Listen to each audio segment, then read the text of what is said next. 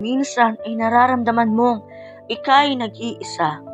Kung ika'y makikipagkapwa, ito'y biglang mawawala na para bang usok na bigla na lang lumisan.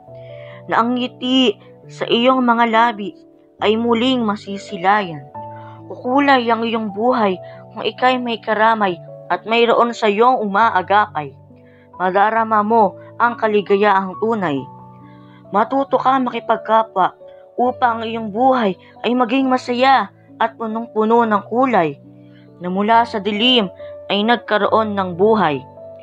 Ano ang kalagahan ng pakikipagkapwa?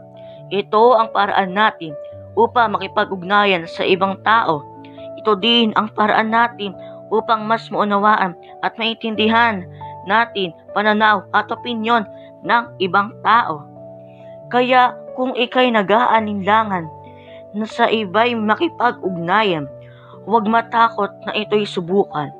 Dahil ang dulot nito sa puso'y kapanatagan.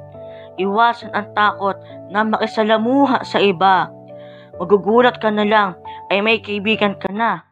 Kaibigang sasamahan ka sa iyong pagtanda at sasamahan ka sa hirap at ginhawa.